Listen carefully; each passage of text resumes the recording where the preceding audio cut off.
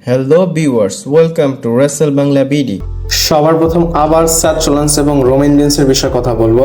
স্যাথ Rollins Roman রিন্সের উপর comment করেছে, comment করে সে রোমান রিন্সকে ইডিয়েট বলেছে। এছাড়াও রোমান রিন্সের বিষয়ে স্যাথ রোলিন্স অনেক কিছু বলেছে। স্যাথ রোলিন্স কি বলেছে আপনাদের আমি বলি, এবং স্যাথ রোলিন্স এই কনভারসেশন করেছে একটা পিৎজার দোকানে। স্যাথ রোলিন্স বলে রোমান রিন্স এই যে ক্লেম করে যে ওয়ার্ল্ড টাইটেলটাকে রিলেভেন্ট করেছে, এই সব কিছু হচ্ছে একটা বুলশিট।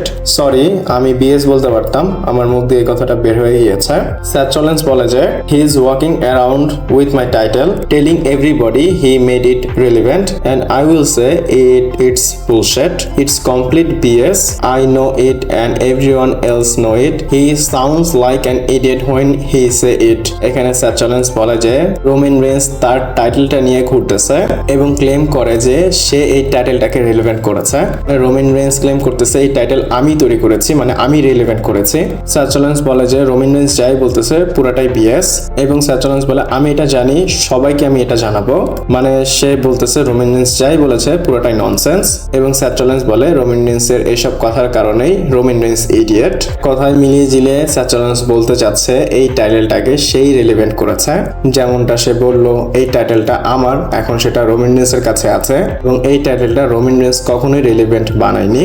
দেখেন, আমি জানি না স্যাথ রোলিন্স ঠিক বলতেছে অথবা ভুল বলতেছে কিনা, এটা আপনারা কমেন্টে বলবেন, আপনাদের বিবেক বিবেচনায় যেটা আসে সেটাই বলবেন, কিন্তু আমি আমার ওপিনিয়ন আপনাদের সাথে শেয়ার করি। স্যাথ রোলিন্স ডেফিনেটলি এই টাইটেলের জন্য অনেক বেশি কন্ট্রিবিউট করেছে। এই চ্যাম্পিয়ন প্রথমবারই স্যাথ রোলিন্স জিতেছিল। স্যাথ রোলিন্স এই চ্যাম্পিয়নশিপের জন্য অনেক কিছু করেছে, কথায় 100% দিয়েছে তার। রোমান রিন্স যখন ওই টাইটেল নিয়ে বিজি ছিল তখন কিন্তু স্যাথ রোলিন্স এই চ্যাম্পিয়নশিপটাকে বিল্ড করেছে, কিন্তু আমি বলবো ডেফিনেটলি স্যাথ রোলিন্স তার পার্টটা প্লে করেছে, শুধু পার্টটা হচ্ছে সে এই টাইটেলটাকে ওয়ার্ল্ড চ্যাম্পিয়ন বানিয়েছে, আর এখন রোমান রিন্স তার পার্ট প্লে করতেছে এই টাইটেলটাকে রিলেভেন্ট করার জন্য, মানে আমি বলতে চাচ্ছি মেন ওয়ার্ল্ড চ্যাম্পিয়নশিপ বানানোর জন্য। আপনাদের হয়তো আমি বুঝাতে পেরেছি, আবার বলি, স্যাথ রোলিন্স এটাকে ওয়ার্ল্ড চ্যাম্পিয়নশিপ বানিয়েছে যেন এই টাইটেলটাকে ইম্পর্টেন্ট দেখা যায়, যেমন ইন্টারকন্টিনেন্টাল টাইটেল, ইউএসএ টাইটেল থেকে যেন ইম্পর্টেন্ট বেশি লাগে এই টাইটেলটাকে। এই পার্টটা স্যাথ রোলিন্স করেছে, মানে স্যাথ রোলিন্স পুরোটাই দিয়েছে, মানে কন্ট্রিবিউট করেছে। আর রোমান রিন্স এখন যে কাজটা করতেছে, সে এই টাইটেলটাকে আন্ডারস্পিটেড টাইটেলের থেকে উপরে নিয়ে যাচ্ছে। এইটাই হচ্ছে তফাৎ, দুইজনের রোল প্লে করেছে, এক কথায় দুইজনই এই টাইটেলটাকে রিলেভেন্ট করেছে। তো আমি বলবো এখন রোমান রিন্স এই টাইটেলটাকে ম্যাসিভ বানাচ্ছে, স্যাথ রোলিন্স এটাকে ওয়ার্ল্ড টাইটেল বানিয়েছে, রোমান রিন্স এটাকে ম্যাসিভ বানাচ্ছে। স্যাথ রোলিন্স এসব কথা বলতেছে এর জন্যই সামনে গিয়ে তাদের ম্যাচ হবে। আমি প্রথম ভিডিওতে বলেছি, আপনারা যারা প্রথম ভিডিও দেখেননি গিয়ে দেখে আসতে পারেন। আর অবশ্যই সামনে গিয়ে স্যাথ রোলিন্সের বিষয়ে রোমান রিন্স এরকম উল্টাপাল্টা ইন্টারভিউ দিবে, ইভেন মাল্টিপল অনেক টুইটসও হবে, সেগুলো নিয়ে আপনাদের সাথে কথা বলবো। তো এই ওয়ার্ল্ড টাইটেলটা নিয়ে স্যাথ রোলিন্স যে কথাটা বলেছে, মানে সে ক্লেম করতেছে এবং রোমানকে গালি দিয়েছে, সেটার উপর আপনাদের কেমন টেক আমাকে অবশ্যই কমেন্ট করে জানাবেন। এরপর ক্ল্যাশ ইন ইটলি রেডসের কথা বলবো।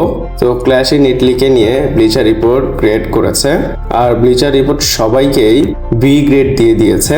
কোডি রোডস ভার্সেস গুন্থারের ম্যাচকে বি গ্রেড দিয়েছে, তারপর Rhea Ripley versus Jade Cargill B plus rating দিয়েছে, তারপর ওবাফেমি ভার্সেস ব্রক লেসনারের ম্যাচটাকে বি গ্রেড দিয়েছে, সোল লুকা ভার্সেস বেকি লিঞ্চের ম্যাচটাকে বি প্লাস রেটিং দিয়েছে, এবং রোমান রিন্স ভার্সেস জেকা ফাটুর ম্যাচটাও বি প্লাস গ্রেড দিয়েছে, এবং ওভারঅল পুরো ইভেন্টটাকেই সে বি প্লাস রেটিং দিয়েছে। আর রোমান রিন্সকে এই শো এর MVP of the show declare করেছে। আমারও ভালো লেগেছিল রিয়া রিপ্লি ভার্সেস জেড কার্গেলের ম্যাচ কোডি রোডস গুন্থারের ম্যাচের থেকে। এখন ব্লিচার রিপোর্টও তাদেরকে বি গ্রেড দিয়েছে, আর ওদিক দিয়ে বি প্লাস গ্রেড দিয়েছে হচ্ছে রিয়া রিপ্লি ভার্সেস জেড কার্গেলকে। আপনাদের এটার উপর কেমন টেক আমাকে কমেন্ট করে জানাতে পারেন। এরপর গুন্থারের বিষয়ে কথা বলবো। আর গুন্থার সবাইকে রিটায়ার করে, এটার জন্য সবাই মানে লোকেরা বোর হয়ে গিয়েছে। যেমন এজি স্টাইলকে সে রিটায়ার করেছে, জন সিনাকে রিটায়ার করেছে, গোলবার্টকে রিটায়ার করেছে, এবং নেক্সট ইয়ারে হয়তো ব্রক লেসনারকেও সে রিটায়ার করতে পারে। আর এই রিটায়ার নিয়ে গুন্থার নিজেই কমেন্ট করেছে, সে কোন কোন সুপারস্টারকে রিটায়ার করতে চায় সেগুলোও সে বলেছে। যে প্রথমে শেমাচের নাম নেয়, বলে আমি শেমাচকে রিটায়ার করতে চাই, তারপর বলে আমি ব্রক লেসনারকেও রিটায়ার করতে চাই, তারপর নাম্বার 3 তে র্যান্ডি অর্টনের নাম দেয়, বলে আমি র্যান্ডিকেও রিটায়ার করতে চাই। তারপর নাম্বার 4 রে মিস্টেরিওর নাম নেয় এবং লাস্টে বলে নাম্বার 5 এ আমি সিএম পাঙ্ককেও রিটায়ার করতে চাই। সে টোটাল 5টা নেম নিয়েছে, প্রথমে শেমাচ, লেসনার, অর্টেন, রে মিস্টেরিও এবং সিএম পাঙ্ক। আর আমি বলবো, আমি হোপ করি এই 5 জনের মধ্যে কাউকেই যেন গুন্থার রিটায়ার না করতে পারে। কারণ হচ্ছে সে কেন রিটায়ার করবে এদেরকে?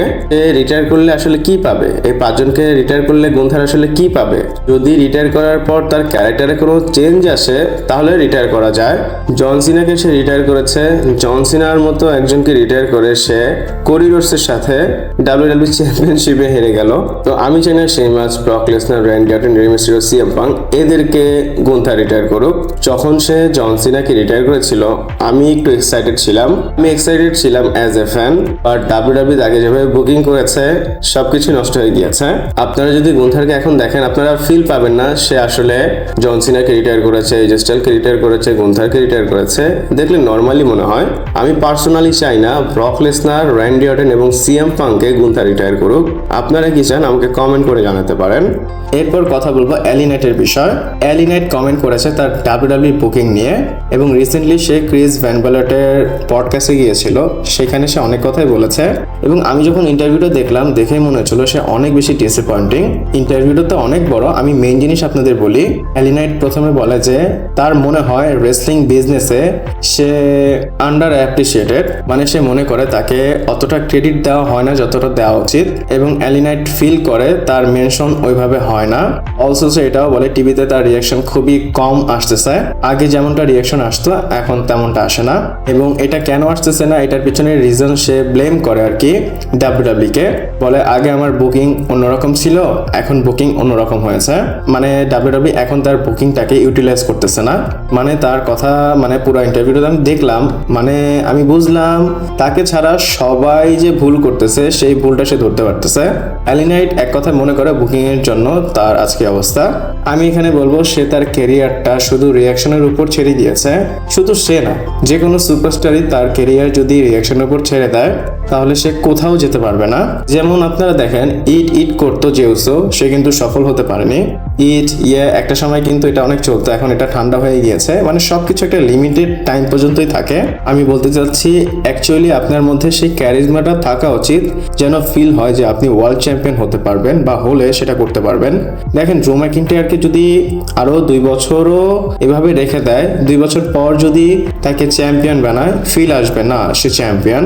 কিন্তু এলি নাইটকে দেখে সেই ফিলটা আসতেছে না বা আমার আসবে না। টিএনএ তে একটা সময় ভালো লাগতো, ডাব্লিউডাব্লিউ যদি তাকে 30% নষ্ট করে থাকে বুকিং এর কারণে, সে নিজেকে এই করতে করতে 70% নষ্ট করেছে।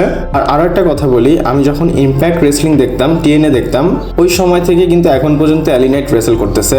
সে অনেক সময় ধরে রেসলিং এর সময় দিয়েছে। তো এত সময় ধরে যদি একটা মানুষ রেসলিং এর সময় দেয়, সে শেষ পর্যন্ত এসে বলতেও পারে যে ওইরকম ক্রেডিট তাকে দেওয়া হয়নি। আমি চাই তার ক্যারেক্টারে ইমপ্রুভমেন্ট আনুক সে নিজেই এবং ডাব্লিউডাব্লিউ তাকে একটু ভালো বুক করুক। আপনারা কি মনে করেন আমাকে কমেন্ট করে জানাতে পারেন। তো আজকের জন্য এতটুকুই আপডেট ছিল। যদি ভালো লাগে ভিডিওটা লাইক করবেন, কমেন্ট করবেন, শেয়ার করবেন, চ্যানেলটাকে সাবস্ক্রাইব করে পাশে থাকবেন। পরবর্তী ভিডিওতে আবার দেখা হচ্ছে।